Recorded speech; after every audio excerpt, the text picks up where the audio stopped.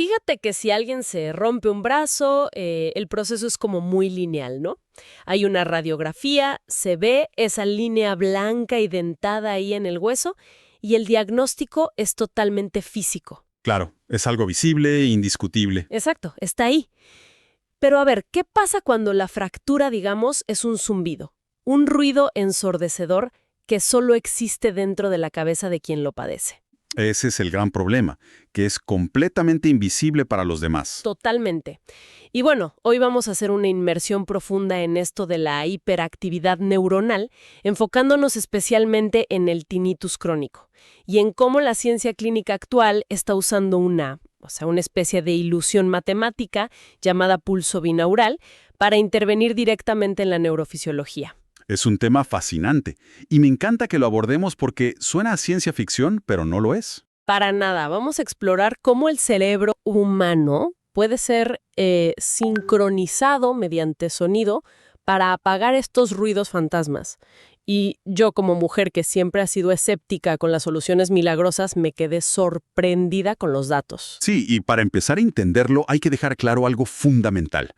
Un pulso binaural físicamente ni siquiera existe en el mundo real. A ver, explícanos eso porque suena contradictorio. Es una anomalía, digamos, del sistema nervioso. Si nosotros buscamos un pulso binaural con un micrófono de alta tecnología en el aire que nos rodea, no vamos a encontrar absolutamente nada. Nada de nada. Nada. Porque no es una onda acústica tradicional, de esas que viajan por el espacio y entran por tu canal auditivo. Ok. Este fenómeno ocurre única y exclusivamente en una estructura muy primitiva de nuestro tronco encefálico, una zona que se llama complejo olivar superior, y dos para detectar amenazas. Lo hace calculando, pero a nivel de microsegundos, la diferencia entre el momento en que un ruido llega al oído izquierdo y al derecho. Claro, para saber si el depredador viene por la izquierda o por la derecha. Exactamente. Pero cuando nosotros intervenimos este sistema deliberadamente, con tonos continuos, tonos aislados, ocurre algo extraordinario. Sí. Y me gustaría visualizar esto con los números que maneja la investigación, porque creo que así queda más claro. Adelante, sí. Si alguien se pone unos auriculares estéreo, que eso es clave, y enviamos un tono puro de, digamos, 300 hercios al oído izquierdo, y simultáneamente al mismo tiempo enviamos un tono de 310 hercios al oído derecho. Ajá. Ahí le estamos presentando al cerebro un rompecabezas. Exacto, son frecuencias distintas, pero están tan cerca una de la otra que este complejo olivar superior no puede procesarlas como dos sonidos separados. Y al intentar reconciliar esa asimetría, el cerebro básicamente hace una operación matemática en tiempo real. Resta los 300 hercios de los 310. Y el resultado es una diferencia de 10 hercios. Correcto. Y para darle sentido a esa diferencia de fase, el tronco encefálico dice, bueno, genero yo mismo un tercer tono, un sonido fantasma que late exactamente a 10 hercios. ¡Wow! Y la persona percibe ese latido claramente en el centro de su cabeza, a pesar de que los oídos jamás registraron ese sonido. Es como, fíjate, estaba pensando en una analogía. Es como ese momento cuando estamos en el tráfico de noche esperando en un semáforo rojo. Sí. Llevemos las luces intermitentes de dos autos diferentes que están adelante. Al principio, parpadean de forma totalmente desincronizada y genera una sensación visual como caótica. Sí, esa molestia visual. Pero de repente, por una fracción de segundo, los ritmos coinciden perfectamente, parpadean a la vez. Y el cerebro humano está profundamente cableado, por pura supervivencia, para buscar y aferrarse a esos patrones. Totalmente. Detestamos el caos sensorial. Exacto, no lo soportamos. Entonces, cuando las luces coinciden, o cuando el cerebro crea ese pulso de 10 hercios del que hablabas, lo que está haciendo es intentar imponer orden donde hay una disparidad. Y esa necesidad, digamos, biológica de imponer orden, es el núcleo de por qué esto es útil para la medicina. Porque el cerebro no se limita a escuchar pasivamente ese pulso de 10 hercios. No. ¿Qué hace entonces? Reacciona mediante un fenómeno neurológico muy estudiado que se conoce como respuesta de seguimiento de frecuencia. Ok, respuesta de seguimiento de frecuencia. FFR por sus siglas en inglés. Pensemos en un diapasón. Si tienes un diapasón vibrando fuerte y lo acercas a otro diapasón que estaba en completo reposo, El segundo empieza a vibrar también, ¿verdad? exactamente, empieza a vibrar al mismo ritmo. Por resonancia.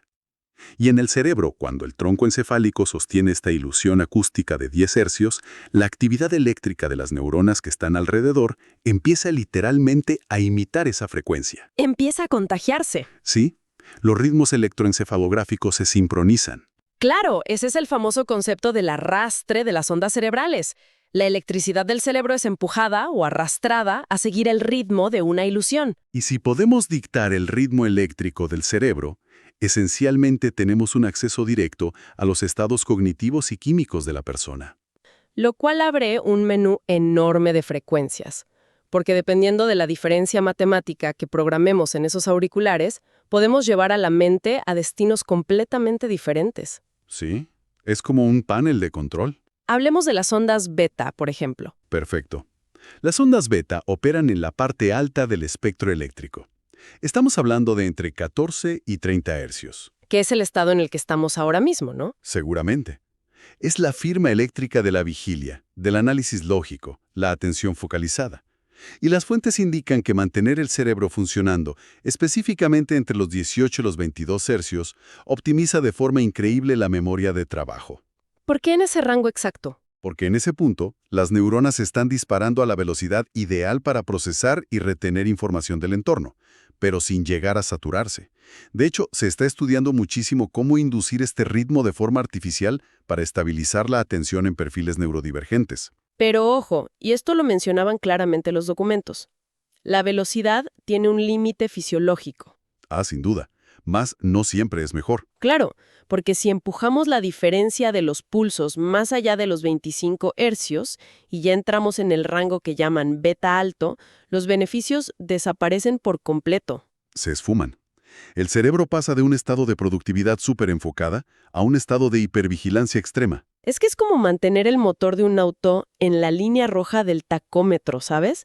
El sistema interpreta esa velocidad eléctrica altísima como una señal de peligro inminente. Y ahí es donde se disparan todas las cascadas de cortisol, el estrés, la ansiedad. El sistema nervioso central no está diseñado para sostener el rango beta alto por periodos largos. Se agota. Y entonces, para desactivar esa respuesta de alerta, necesitamos forzar al cerebro hacia el otro extremo del espectro. Exacto. Induciendo ritmos mucho más lentos. Y aquí es donde entran las famosas ondas teta. Teta, que oscilan entre los 4 y los 7 hercios, ¿verdad? Sí. Y este rango es súper interesante. Está íntimamente ligado a la intuición, a la recuperación de recuerdos profundos. Y es de hecho esa fase de transición justo en el borde antes de quedarnos dormidos. La dormedela. Pero lo más impresionante de las ondas teta, según los datos clínicos que revisamos, es el impacto directo que tienen en el sistema endocrino. Es un impacto medible. Totalmente. Muestran que una estimulación sostenida con un pulso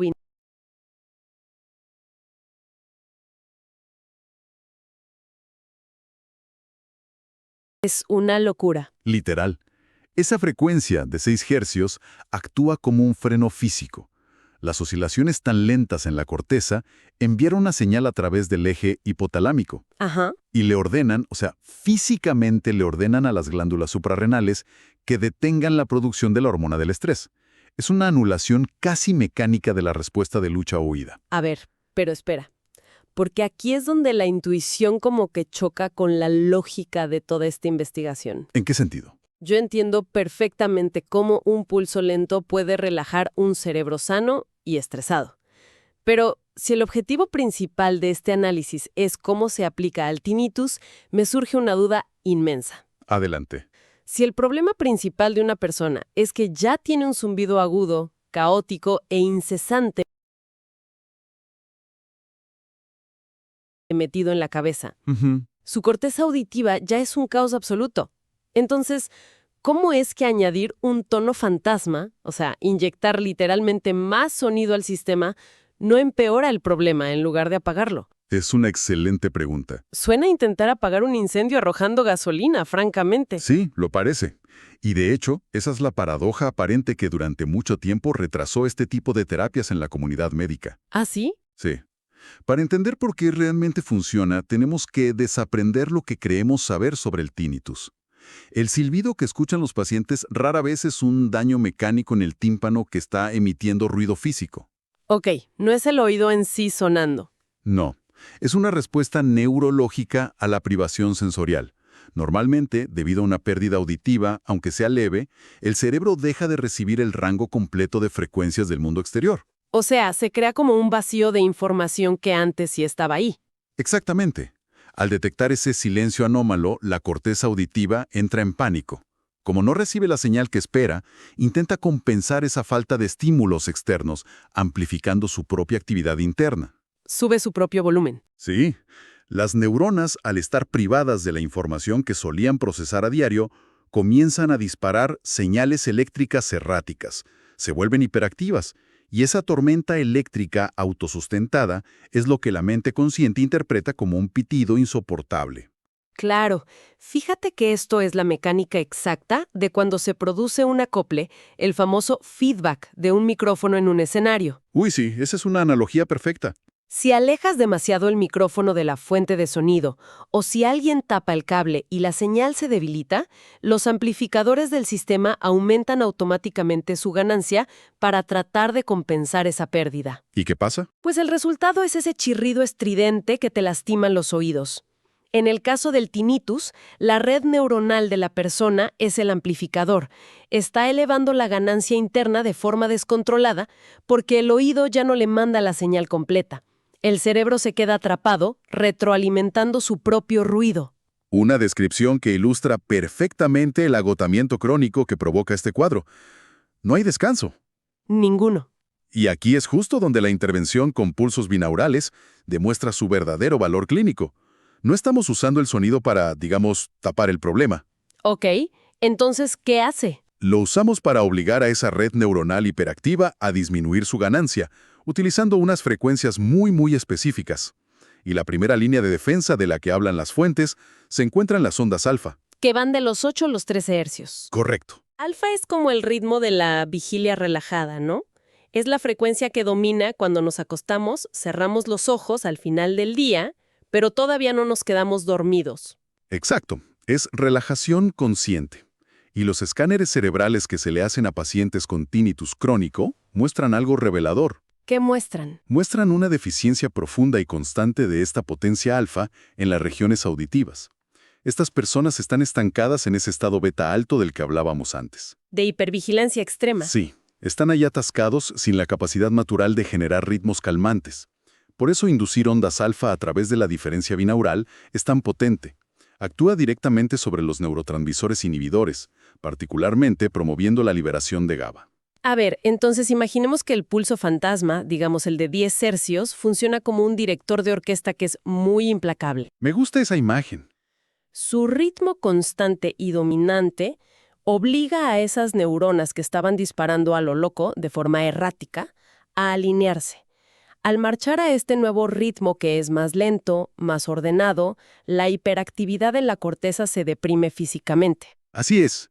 Ojo, el daño estructural en el oído interno, la pérdida de audición, sigue ahí. Pero la prominencia neurológica del zumbido baja muchísimo. Y por lo tanto, la reacción emocional de pánico o ansiedad del paciente se reduce drásticamente. Porque las neuronas simplemente, no tienen la energía eléctrica para sostener ese zumbido con la misma intensidad si están siendo forzadas a oscilar en un estado alfa relajado. Totalmente. Están siendo forzadas a calmarse. Pero a ver, la investigación que leímos va un paso más allá de solo la relajación consciente e introduce el uso clínico de las ondas delta. Que son las más lentas de todas. Sí, van desde medio hercio hasta los 4 hercios. Y esto, la verdad, me rompió un poco los esquemas, porque delta es la firma exclusiva del sueño más profundo. De la fase de sueño reparador, sí. Donde el cuerpo se apaga y realiza sus reparaciones celulares. Sin embargo, quienes padecen tinnitus muestran niveles altísimos de actividad delta, pero estando completamente despiertos. Sí, y eso es una anomalía terrible. Esa actividad delta en vigilia es el síntoma inequívoco de un cerebro que está al borde del colapso absoluto por agotamiento. Claro, no ha descansado del ruido. Es un intento fisiológico como desesperado de la corteza por desconectarse del sufrimiento constante. Está forzando microapagones en redes neuronales que ya están quemadas, saturadas. ¿Y cómo ayuda a aplicar delta artificialmente? Al aplicar los pulsos binaurales en el rango delta, pero durante la noche, se apoya ese esfuerzo natural que el cerebro estaba intentando hacer mal durante el día. Ujú. Se guía el cerebro hacia una arquitectura de sueño muchísimo más profunda. Y esto facilita un proceso que es vital, la limpieza sináptica. Y es que ese descanso neurológico profundo es lo que permite recuperar algo fundamental que el tinnitus básicamente destruye: la habituación. La clave de todo. Para visualizar qué es la habituación, pensemos en el zumbido de un refrigerador viejo en la cocina, o el motor de un aire acondicionado. Sí, todos conocemos ese sonido. Al principio prendes el aire y el ruido es súper evidente, hasta molesto. Pero después de un rato, la corteza prefrontal clasifica ese zumbido que es tan monótono como información no amenazante. Y reduce el umbral de percepción. Exacto. El sonido sigue estando ahí físicamente en la habitación, pero literalmente dejamos de escucharlo a nivel consciente. Nos habituamos. Pero con el tinnitus, el cerebro percibe ese silbido interno como una amenaza gigante, constante, y bloquea ese filtro natural. Nunca te habitúas. Y es ahí donde el sueño delta inducido salva la situación, porque repara ese filtro. Durante ese descanso profundo prolongado por el pulso binaural, el cerebro aprovecha para reajustar los umbrales de sensibilidad de la sinapsis. Se resetea. ¿Sí? Al despertar, el sistema nervioso por fin tiene la resiliencia necesaria para comenzar a reclasificar el ruido interno del tinnitus como algo irrelevante. Lo va empujando poco a poco hacia el fondo de la conciencia. ¡Wow! Sin embargo, hay un gran pero en toda esta aplicación médica, ¿no? Siempre peros en la clínica. Sí. La manipulación de la neuroplasticidad exige un rigor absoluto. Y los protocolos clínicos en las fuentes dejan muy claro que esto no es un juego. No consiste en abrir una aplicación cualquiera en el teléfono, ponerte unos audífonos, elegir la frecuencia que suene más bonita y esperar un milagro. Para nada. Existen reglas súper estrictas. Y la primera, que me pareció fascinante, es la regla de la frecuencia portadora. Fundamental. Los dos tonos base, los sonidos reales que entran por el lado izquierdo y derecho, tienen que interactuar adecuadamente con la lesión del paciente. Sí, porque seleccionar los tonos portadores incorrectos puede generar una disonancia cognitiva muy grave. Por ejemplo, Bueno, curiosamente, si el tinnitus que sufre el paciente es un silbido extremadamente agudo, pongamos alrededor de los 8000 hercios. muy agudo. Lo óptimo es utilizar tonos portadores en un rango medio, un rango confortable, que logren entregarle al cerebro ese pulso fantasma diferencial de 10 hercios, pero sin activar las neuronas que ya están inflamadas o sobreestimuladas. Claro, tiene todo el sentido. Y luego entra en juego otro aspecto del tratamiento, que es la terapia de enmascaramiento combinado. Porque resulta que aplicarle tonos puros en silencio absoluto a alguien con sensibilidad extrema o hiperacusia puede ser una verdadera tortura. Sí, el silencio puro hace que el tinnitus suene aún más fuerte. Exacto. Por eso los pulsos binaurales de grado clínico siempre se entregan superpuestos sobre una base sonora que es densa. Hablamos de ruido blanco, ruido rosa o sonidos ambientales que sean muy ricos en espectro. Como sonido de lluvia o cascadas. Sí, y esta estrategia cumple una función doble que es indispensable. Por un lado, el ruido blanco continuo satura las frecuencias auditivas normales y logra tapar temporalmente el silbido agudo del tinnitus. Lo cual da un alivio inmediato, ¿no? A nivel consciente la persona dice, ay, por fin dejé de escuchar el pitido. Exactamente, pero mientras pasa eso, operando de forma casi imperceptible por debajo de ese sonido relajante del agua o el ruido rosa, el pulso binaural está haciendo su trabajo matemático, induciendo la inhibición en la corteza cerebral. A ver, pero detengámonos ahí. Porque el uso de ruido blanco presenta un problema enorme de sesgo en las investigaciones, ¿no crees? ¿Te refieres al placebo? Claro. Muchos escépticos argumentan, y con razón, que aquí podríamos estar frente a un efecto placebo colosal. O sea, si un paciente que trae niveles altísimos de estrés se recuesta durante una hora, en un cuarto a media luz, a escuchar el sonido relajante de una cascada, que además le esconde su zumbido molesto, Es lógico que se relaje. es completamente lógico que sus niveles de ansiedad y su frecuencia cardíaca bajen, ¿verdad? Entonces, ¿cómo sabemos realmente que el complejo olivar superior y ese arrastre eléctrico del que hablas están haciendo el trabajo pesado, y no es solo el simple acto de tomarse una siesta relajante? Aislar la variable del placebo es y ha sido el mayor reto en los ensayos de campo de esta tecnología. Me lo imagino. Sin embargo, la prueba irrefutable viene de los electroencefalogramas cuantitativos. Ellos marcan la diferencia objetiva que el placebo no puede falsificar. ¿Qué se ve en los electros? Bueno, cuando a un grupo de control se le administra solamente ruido blanco de fondo, la persona reporta que su ansiedad disminuye, sí, pero cuando miras la pantalla, sus ritmos eléctricos cerebrales siguen igual de desordenados, siguen en hiperactividad. Interesante. O sea, se sienten mejor, pero su cerebro sigue en caos. Exacto. En cambio, en los pacientes que están expuestos a la combinación del ruido blanco, pero con pulsos binaurales activos escondidos en la mezcla, los sensores registran un cambio físico, medible, en la oscilación de la corteza. ¡Wow! Las ondas eléctricas literalmente se agrupan y se sincronizan a la frecuencia exacta que se está induciendo en el auricular. Esa plasticidad cerebral, medible en hercios, no se logra solo con tener expectativas positivas o con relajarse en una silla. Es un cambio fisiológico duro y puro. Y hablando de eso, esa plasticidad requiere de un compromiso férreo por parte del paciente. Así, esto no es magia. El rediseño de las vías neuronales para calmar esa hiperactividad crónica demanda que la persona escuche estos audios estructurados durante 30 a 60 minutos diarios. Todos los días. Todos los días, a lo largo de un mínimo de 4 a 6 semanas ininterrumpidas. No es como tomarse una aspirina que te quita el dolor en 20 minutos. Es un régimen de entrenamiento atlético para el cerebro. Es la famosa TRT, la terapia de reentrenamiento del tinnitus. Lleva tiempo. Y hay otro requerimiento tecnológico que me pareció clave y que es innegociable. El uso de auriculares estéreos cerrados y de alta fidelidad. Romper esa regla anula por completo el proceso biológico. O sea, no sirve escucharlo en el altavoz del celular. Parlante izquierdo y el de 300 días del derecho chocan y se mezclan en el aire de la habitación antes de llegar a tu cabeza. Claro, se vuelven un solo sonido en el ambiente. Exacto.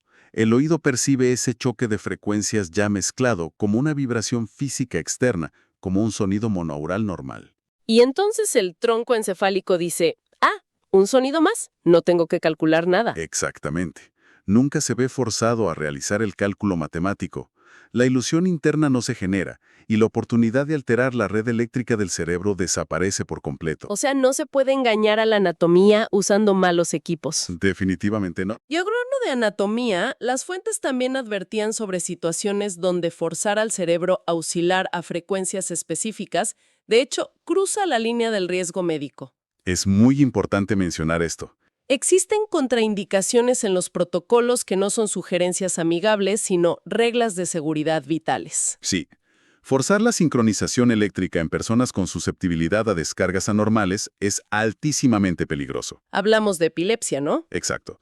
En pacientes con diagnóstico de epilepsia o con antecedentes de convulsiones, la inducción deliberada de ciertos ritmos electroencefalográficos puede desestabilizar la homeostasis de la corteza. Y provocar una crisis. Literalmente puede actuar como el catalizador de una tormenta eléctrica descontrolada en el cerebro.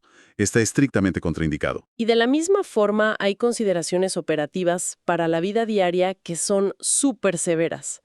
Por ejemplo, conducir un vehículo o manejar maquinaria pesada mientras se induce un estado teta profundo con estos audios. Hacer eso es el equivalente neurológico a conducir bajo los efectos de un sedante potente o muchísimo alcohol. Es una irresponsabilidad. Total. Al inducir ritmos lentos, estás deprimiendo intencionalmente tus tiempos de reacción motora y disminuyendo de forma drástica tu estado de alerta periférica. Por definición, estás apagando tu sistema de vigilancia externa. Lo cual es totalmente incompatible con cualquier entorno de alto riesgo. Así es. Bueno, hemos atravesado una ruta súper compleja hoy.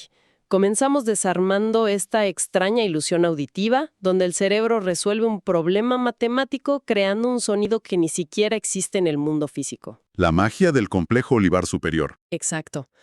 Luego vimos cómo ese sonido fantasma actúa como una especie de diapasón interno para modular la actividad eléctrica, permitiendo cosas tan palpables como la reducción química de la hormona del estrés.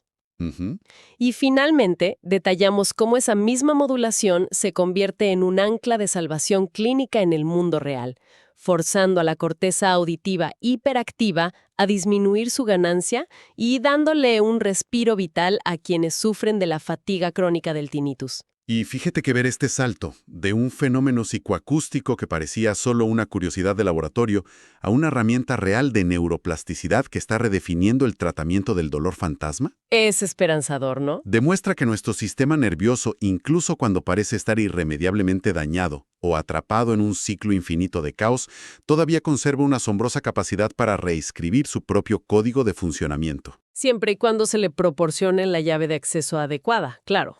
Exactamente. Y toda esta plática me deja con una idea muy provocativa. O sea, algo para que quienes nos escuchan hoy se lo lleven y lo piensen un rato. A ver. Si nuestra biología humana, si esa estructura primitiva ya en el fondo del tronco encefálico, está tan obsesionada con buscar asimetrías y sincronizar las ondas eléctricas de nuestra mente con las frecuencias ocultas que detecta en el entorno, Sí. ¿qué nos está haciendo el ruido de fondo de nuestras ciudades modernas? Uy, esa es una gran pregunta. Porque estamos sumergidos constantemente 24 horas al día en el zumbido de 60 Hz de nuestras redes eléctricas urbanas, en la vibración sorda del tráfico de la avenida, en el rumor bajo de los servidores de Internet y los aires acondicionados gigantes. Es un arrastre constante. Totalmente. Si una sesión intencional de ondas estructuradas puede reescribir nuestra fisiología y calmar un zumbido clínico en un par de semanas, quizá, solo quizá, deberíamos preguntarnos a qué frecuencias invisibles estamos obligando a nuestro cerebro a sincronizarse de forma pasiva, día tras día. Sin siquiera darnos cuenta de que lo estamos haciendo. Exacto. Sin darnos cuenta de la melodía oculta que tal vez está dictando nuestro nivel base de estrés crónico en la sociedad actual. Da mucho que pensar. Y bueno, con esta reflexión cerramos por hoy. Hasta la próxima exploración.